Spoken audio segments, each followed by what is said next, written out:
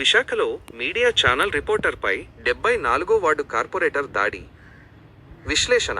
విషయం: విశాఖపట్నం నగరంలోని 74వ ward corporator ఒక మీడియా ఛానల్ రిపోర్టర్పై దాడి చేసిన సంఘటన ప్రస్తుతం ప్రజల దృష్టిని ఆకర్షిస్తోంది. ఈ ఘటన ప్రజాప్రతినిధులు, మీడియా ప్రతినిధులపై చేసే దాడుల గురించి మళ్లీ చర్చకు తెచ్చింది. వివరాలు: సంఘటన @_0 కారణాలు.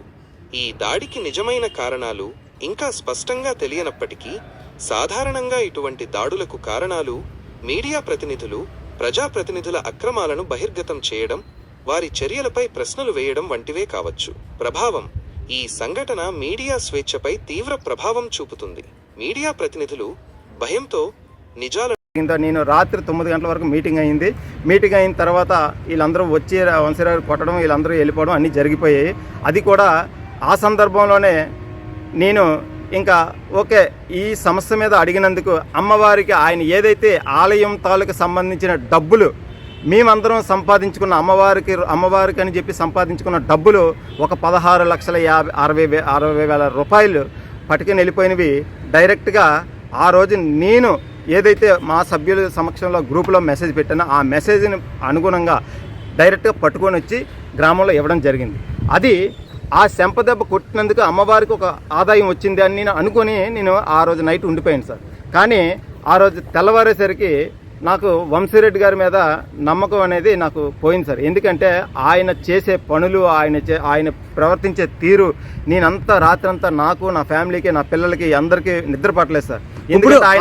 స్థానిక కార్పొరేటర్ మీద ప్రాణహాని ఏమైనా ఉందని మీరు పోలీస్ అధికారులకు ఫిర్యాదు చేశారు. పోలీస్ అధికారులు మిమ్మల్ని పిలిచడం కానీ, వారిని పిలిచి విచారించడం కానీ ఏమైనా జరిగిందా? ఆల్రెడీ నేను పెట్టిన కంప్లైంట్ వాళ్ళకి అందింది సార్. సీఏ గారికి నేను పంపించాను, కమిషనర్కి పంపించాను. కమిషనర్ నుంచి డీసీపీకి వెళ్ళింది. డీసీపీ వాళ్ళు ఆల్రెడీ సీఏకి చెప్పడం జరిగింది. సీఏ గారు కూడా నాకు ఫోన్ చేయడం జరిగింది సార్.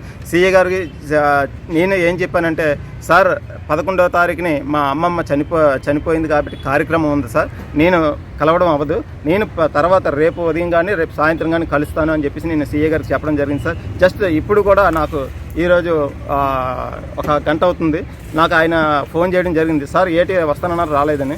సార్ ఇది పరిస్థితి, నిన్నే కార్యమైంది, మరి చుట్టాల పట్టాలు ఇవన్నీ చూసుకొని నేను వస్తాను సార్ అని చెప్పి చెప్పడం జరిగింది. నేను ఇప్పుడు ఈరోజు వెళ్ళి కలుస్తాను, సీఏ గారిని కూడా కలుస్తాను. కలిసి నేను డైరెక్ట్గా ఆయన ఏ విధంగా స్పందిస్తారో చూద్దామని నేను వెయిట్ చేస్తున్నాను సార్. ఒక పత్రికా ప్రముఖుడికి జరిగిన ఈ సంఘటనపై సందుకు ఒక పత్రికా యూనియన్లు ఉన్నాయి, ఏమైనా స్పందించాయా?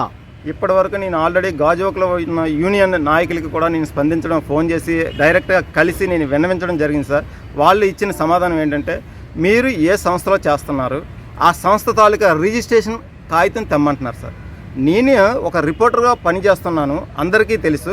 ఎస్వీఎన్ న్యూస్లో నేను ఆల్రెడీ ఒక సీనియర్ రిపోర్టర్గా చేస్తున్నానని మొత్తం గాజువాక నియోజకవర్గం పెట్టి విశాఖపట్నం మొత్తం తెలుసు. లాస్ట్ ఎలక్షన్కి నేను ఎంత పబ్లిసిటీ చేశానో, నేను ఏ విధంగా వర్క్ చేశానో అందరికీ తెలుసు.